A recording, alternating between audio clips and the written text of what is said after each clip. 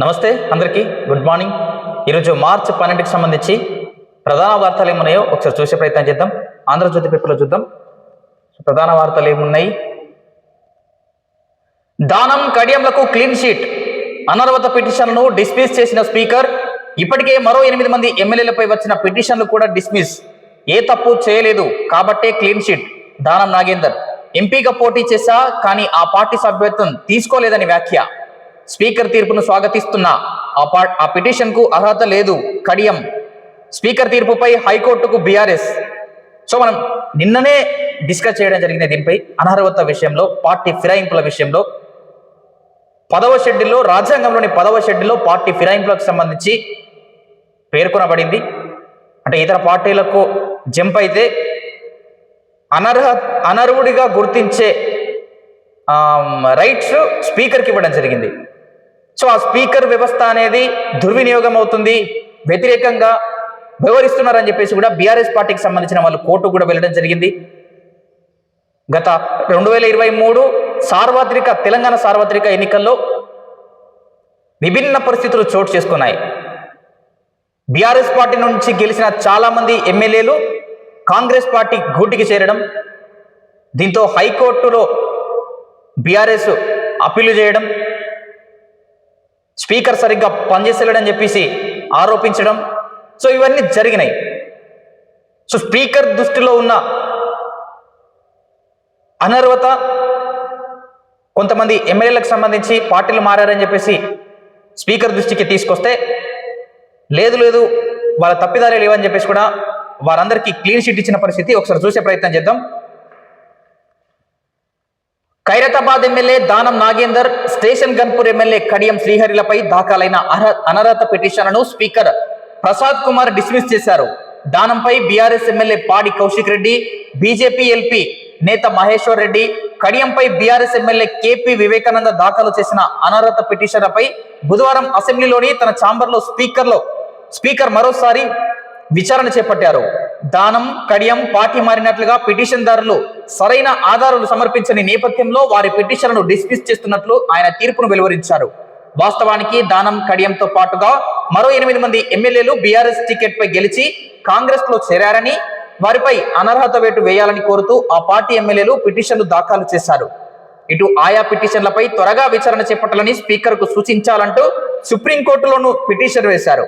ఈ నేపథ్యంలోనే సుప్రీంకోర్టు సూచన మేరకు బీఆర్ఎస్ ఎమ్మెల్యేలు, మిగతా 2వ పేజీలో ఒకసారి చూసే ప్రయత్నం చేద్దాం.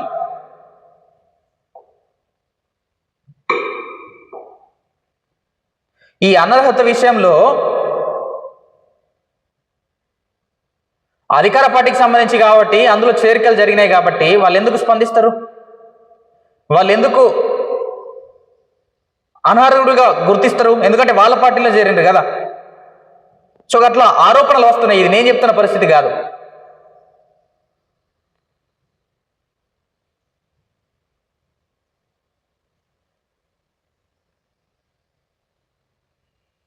సో ఇక్కడ చూడండి, సుప్రీంకోర్టులో దాఖలు చేసిన పిటిషన్లపై విచారణ ప్రక్రియను స్పీకర్ చేపట్టారు. దానం, కడియం మినహా మిగిలిన 8 మంది ఎమ్మెల్యేలపై దాఖలైన పిటిషన్లపై తొలుత విచారణను పూర్తి చేశారు.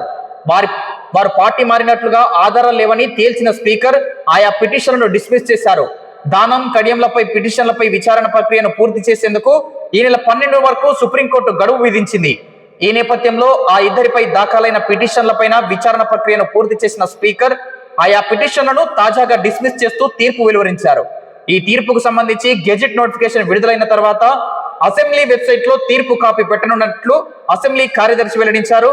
మరోవైపు 10 మంది ఎమ్మెల్యేలపై దాఖలైన అనర్హత పిటిషన్లను డిస్మిస్ చేస్తూ స్పీకర్ ప్రసాద్ కుమార్ ఇచ్చిన తీర్పుపై హైకోర్టును ఆశ్రయించాలని బీఆర్ఎస్ అధినాయకత్వం నిర్ణయానికి వచ్చినట్లు తెలుస్తోంది. తాజా తీర్పు కాపీ కూడా వెలువడిన వెంటనే హైకోర్టులో సవాల్ చేయనున్నట్లు సమాచారం. సో దాదాపు 8 మందికి పైగా 8 మంది ఎమ్మెల్యేలు పార్టీ మారగా వారిని డిస్మిస్ చేయాలని చెప్పేసి కూడా స్పీకర్ దృష్టికి తీసుకురావడం జరిగింది. సో ఆ విషయంలో జాప్యం జరుగుతుందని చెప్పేసి కూడా కోర్టులను ఆశ్రయించిన ఘటనలు మనం గతంలో చూసాము ఇటీవల కాలంలో. సో సుప్రీంకోర్టు సూచనల మేరకు స్పీకర్ విచారణ చేపట్టడం జరిగింది. ఆ ఎమ్మెల్యేల అనర్హత విషయంలో పార్టీ మారినట్లుగా ఎటువంటి ఆధారాలు లేవని చెప్పేసి కూడా స్పీకర్ గారు తేల్చి చెప్పడం జరిగింది. వారిని డిస్మిస్ చేయడం లేదని చెప్పేసి కూడా చెప్పేశారు. సో దీనికి సంబంధించి అధికారికంగా కాపీ విడుదల కానుంది అసెంబ్లీలో. సో ఈ కాపీ విడుదలైన తర్వాత బీఆర్ఎస్ పార్టీకి సంబంధించిన ఆది నాయకత్వం అంతా కూడా అంటే అగ్రనాయకులు హైకోర్టును ఆశ్రయించే అవకాశాలు కనిపిస్తూ ఉన్నాయి. సో ఒక స్పీకర్కున్న అధికారాలు ఏముంటాయంటే, ఒకవేళ పార్టీలు మారితే పార్టీ ఫిరాయింపుకు పాల్పడినట్లయితే విచారణ చేపట్టి ఆ సంబంధిత పార్టీ మారిన వ్యక్తిని డిస్మిస్ చేసే హక్కు, రైట్స్ స్పీకర్కు ఉంటాయి.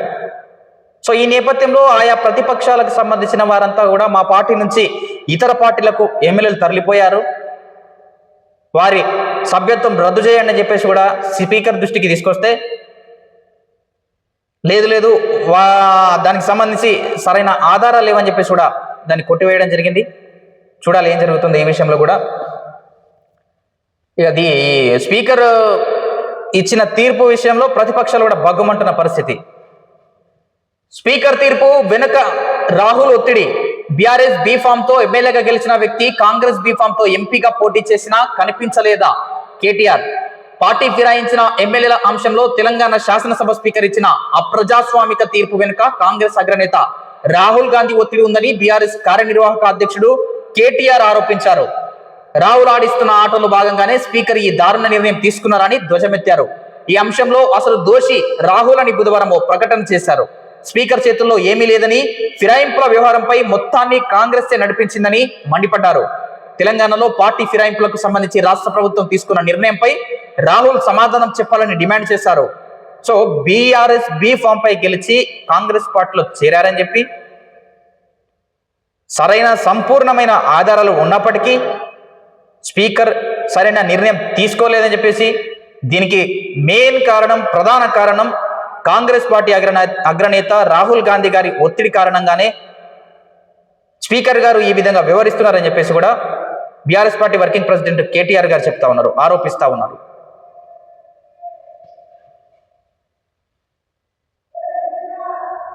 బీఆర్ఎస్ బీఫామ్ పై గెలిచిన ఎమ్మెల్యే కాంగ్రెస్ బీఫామ్ తో ఎంపీగా పోటీ చేశారని, అయినా ఆ వ్యక్తిని అనర్హుడిగా ప్రకటించకుండా అనుకూలంగా తీర్పు చెప్పడం అత్యంత దుర్మార్గమని వాపోయారు. దానం నాగేందర్, కడియం శ్రీహరి చేసిన వ్యాఖ్యలు చూస్తే నవ్వొస్తుందన్నారు. కాగా మంత్రుల బినామీల కోసం ఖమ్మం జిల్లా వెలుగుమట్లలో చట్టబద్ధంగా పట్టాలు పొంది 10 ఏళ్లుగా నివసిస్తున్న 1000 మంది పేదల ఇళ్లను కూలగొట్టడం అత్యంత దారుణమన్నారు. బీఆర్ఎస్ కార్యాలయంలో ఆయన ఈ మేరకు మాట్లాడారు. వెలుగుమట్లపై కూడా స్పందించడం జరిగింది. వెలుగుమట్లకు సంబంధించి భూముల విషయంలో కూడా నిరాశ్రులైన వారి పక్షాన ప్రతిపక్షాలు నిలబడతా ఉన్నాయి. ఇటీవల కాలంలో జాగృతి అధ్యక్షురాలు కల్వకుంట్ల కవిత గారు కూడా దీక్షలు చేపట్టడం జరిగింది. సో అక్కడ ఇండ్లు కోల్పోయిన, ఇండ్లు కూలగొట్టబడిన బాధితులకు అండగా వీళ్ళంతా కూడా నిలబడడం జరిగింది. సో వారికి న్యాయం చేయాలని చెప్పేసి కూడా డిమాండ్ చేస్తున్న పరిస్థితి కూడా కనిపిస్తూ ఉంది. సో మిగతా వార్తలు, స్పీకర్ తీర్పుపై హైకోర్టుకు వెళ్తాం బండి సంజయ్. సో మనం ఇదివరకే చెప్పుకున్నాము, కాంగ్రెస్ పార్టీ ఫిరాయింపులకు పాల్పడిన ఎమ్మెల్యేలపై అనర్హత వేటు వేయాలని చెప్పేసి కూడా, వారి సభ్యత్వం రద్దు చేయాలని చెప్పేసి కూడా ప్రతిపక్షాలు కూడా స్పీకర్ దృష్టికి తీసుకురావడం జరిగింది.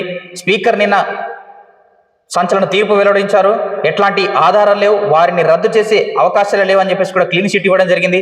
సో ఈ నేపథ్యంలో బీఆర్ఎస్ పార్టీ, బీజేపీ పార్టీ, ప్రతిపక్ష పార్టీగా ఉన్న ఈ పార్టీలు దాన్ని ఖండిస్తూ ఉన్నాయి. హైకోర్టుకు వెళ్తామని చెప్పేసి కూడా చెప్పడం జరుగుతోంది.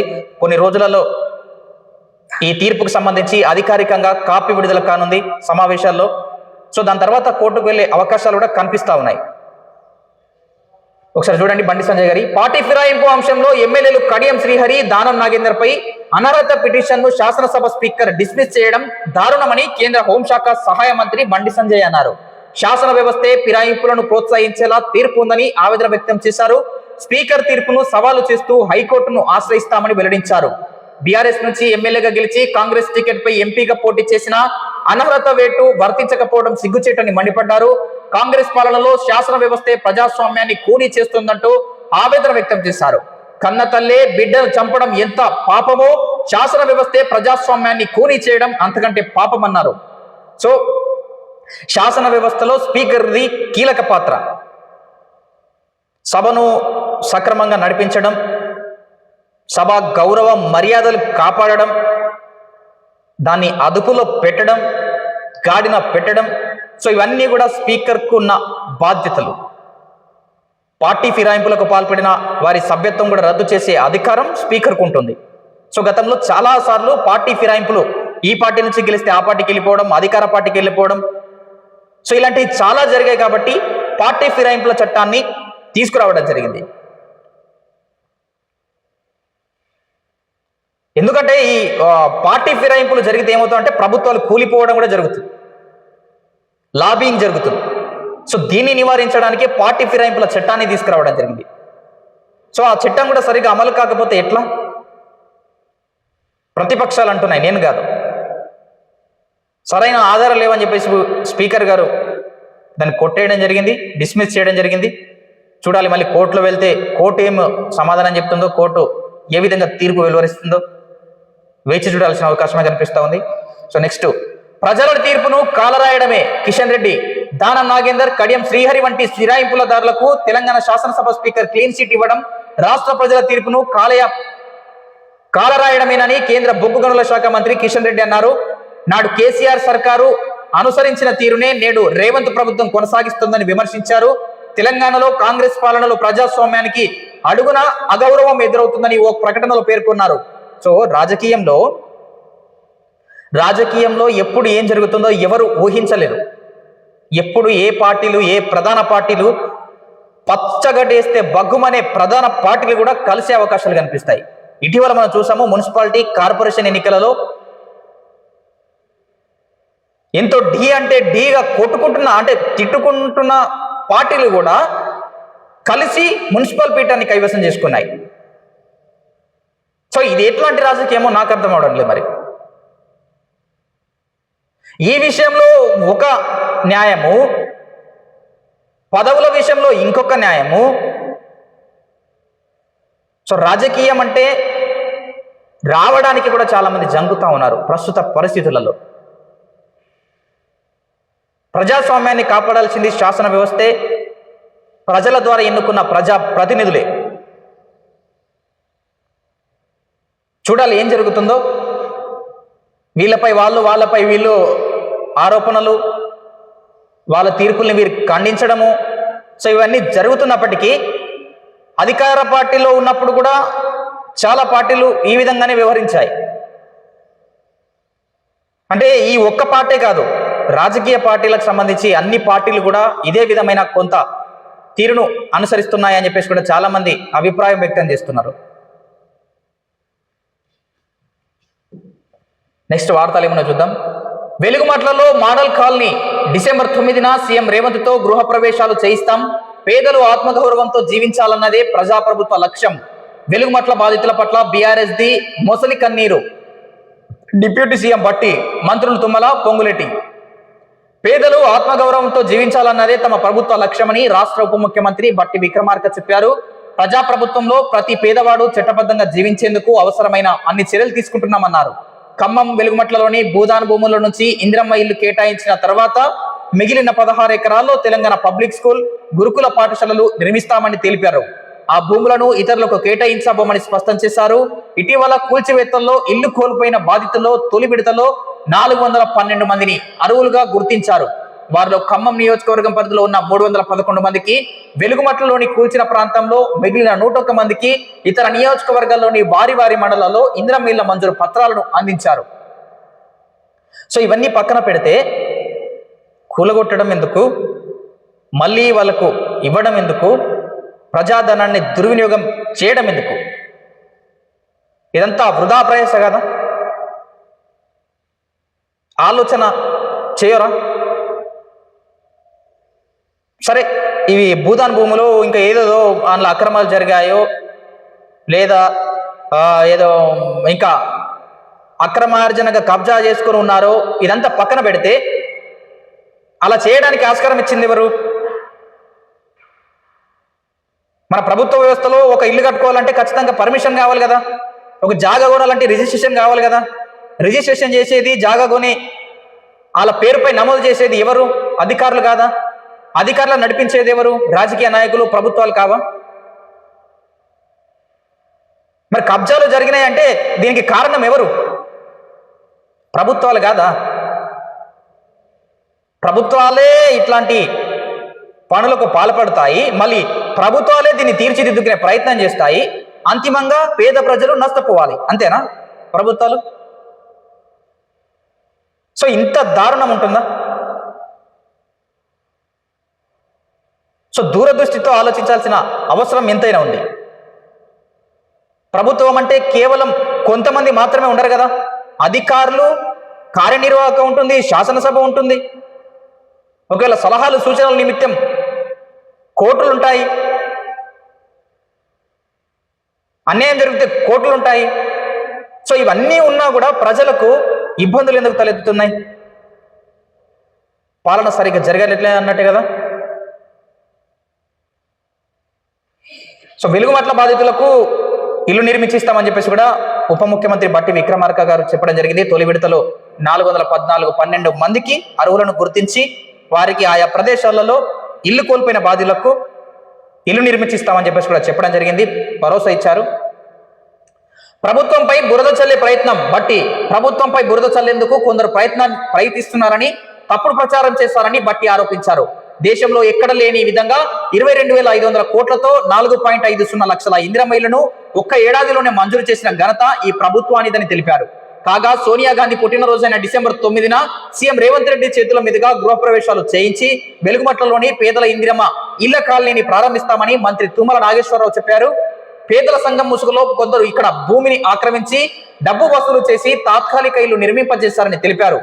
ఒకవేళ రియల్ ఎస్టేట్ వ్యాపారులే కానీ, బడా నాయకులే కానీ అక్రమంగా కబ్జా చేశారన్నట్లుగా తేలితే వారి పట్ల చర్యలు తీసుకోవాల్సిన అవసరం ఎంతైనా ఉంది, తీసుకోవాలి. వెనుకడుగు కూడా వేయద్దు, అది ఏ పాటైనా సరే. కానీ నిరుపేదలు కూడా ఉన్నారు కదా. ఒక్క పేదవానికి నష్టం జరిగినా నష్టం జరిగినట్లే కదా. మరి ఆయన ఎక్కడికి పోవాలి? ఎవరు గాలు పట్టుకోవాలి? ఇప్పుడు ఈ ఇల్లు కోల్పోయిన వారిలలో పేదలు అసలు లేనేలేరా? మొత్తం కబ్జాదారులేనా? సరే, ఒక విధంగా కబ్జాదారులే అనుకుందాం. వాళ్ళు ఎవరి చేతిలో మోసపోయారు? వ్యాపారవేత్తల చేతిలో కాదా? సో ఇవన్నీ విశ్లేషణ చేసి విచారణ చేపట్టిన తర్వాతనే ఎంత కన్నీరు పెట్టుకున్నారండి ఇల్లు కోల్పోతే వాళ్ళు. వారి గోస ఎవరు చూస్తారు? సో ప్రభుత్వాల ద్వారా దృష్టి సారించాల్సిన అవసరం ఉంది పేదల విషయంలో. ఎందుకంటే ఇల్లు కట్టుకోవడము సొంతింటి కళ అనేది మీరే చెప్తుంటారు కదా, నాయకులే చెప్తుంటారు. పేదోడి సొంతింటి కళ అనేది చిరకాల స్వప్నం, అది ఆ కళను మేము నెరవేరుస్తున్నాం ఇందిరమ్మ ఇళ్ళ పేరిట అని చెప్పేసి, గత ప్రభుత్వం డబుల్ బెడ్రూమ్ ఇళ్ళ పేరిట అని చెప్పేసి. మరి అట్లాంటి ఇండ్లను కూల్చడం ఎందుకు? ఒకవేళ అక్రమంగా ఉంటే వాటిని సీజ్ చేసి తదుపరి దాన్ని ప్రభుత్వం హ్యాండ్ ఓవర్ చేసుకొని ఆ కట్టుకున్న ఇళ్ళని అర్హులైన వారికి ఇవ్వచ్చు కదా. కూల్చడం ఎందుకు? ప్రజాధనం నష్టమే కదా. ఇప్పుడు దాని ప్లేస్లోనే మళ్ళీ ఇందిరమ్మ ఇల్లు ఇస్తాము అని చెప్పడము, ఇది ఎక్కడ పద్ధతి? ప్రజాధనం దుర్వినియోగం అవుతున్నట్లు కాదా ఇది? సో చాలామంది అంటున్నారు, నేను ఒక్కనే కాదు ఇది, చాలామంది విశ్లేషకులు, మేధావులు కూడా దీనిపై అభిప్రాయాలు వ్యక్తం చేస్తున్నారు.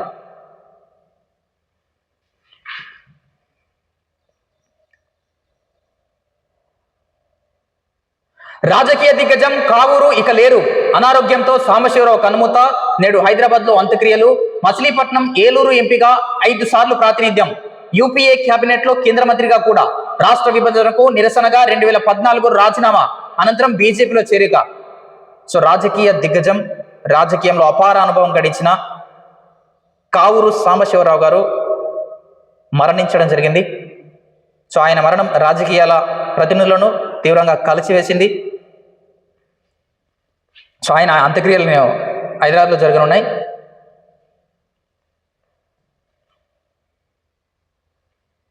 నెక్స్ట్ మిగతా వార్తలు ఏమున్నాయి ఒకసారి చూసే ప్రయత్నం చేద్దాం.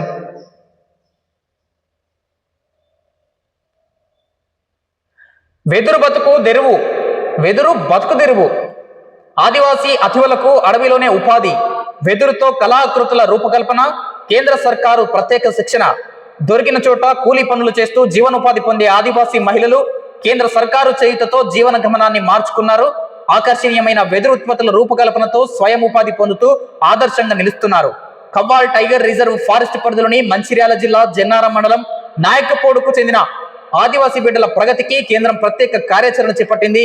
Entrepreneurship development institute of India, Hyderabad tiger conservative society సంయుక్త ఆధ్వర్యంలో వీరికి వెదురు ఉత్పత్తుల తయారీపై 2 నెలల పాటు శిక్షణ ఇచ్చారు. సో ఆదివాసీ ప్రాంతాలలో కేంద్ర ప్రభుత్వం అమలు చేస్తున్న కేంద్ర ప్రభుత్వం ఆధ్వర్యంలో కొనసాగుతున్న సంస్థలు ఆదివాసీల కోసం పెద్దపీట వేస్తున్నాయి. సో అడవిలో లభించే వస్తువులు ఏవైతే ఉంటాయో, ఈ ఇప్ప పువ్వు కావచ్చు, ఈ వెదురు బుట్టలు కావచ్చు, సో వీటి ద్వారా స్థానికంగా ఉన్న ఆదివాసీ గిరిబిడ్డలకు ఉపాధి అవకాశాలు కల్పించాల్సిన బాధ్యత ప్రభుత్వాలపై ఉంటుంది. ఆ విధంగా ప్రభుత్వాలు ముందుకు వెళ్తా ఉన్నాయి. సో ఏజెన్సీ ప్రాంతాలు అంటారు వీటిని. ఏజెన్సీ ప్రాంతాలలో అభివృద్ధి కోసం ఐటీడీఏలు ప్రత్యేకంగా ఏర్పాటు చేయడం జరిగింది. ఇంటెన్సివ్ ట్రైబల్ డెవలప్మెంట్ అథారిటీ అని చెప్పేసి. సో వారి అభివృద్ధి అంతా కూడా ఆ సంస్థలే చూసుకుంటాయి.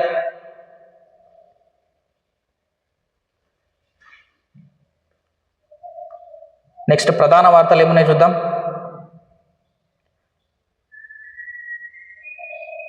సో ఇవి మార్చి 12కు సంబంధించిన ప్రధాన వార్తలు. చూస్తూనే ఉండండి మన పీజే డిజిటల్ న్యూస్. నేను మీ ప్రదీప్ జిల్లేడ్వాల్.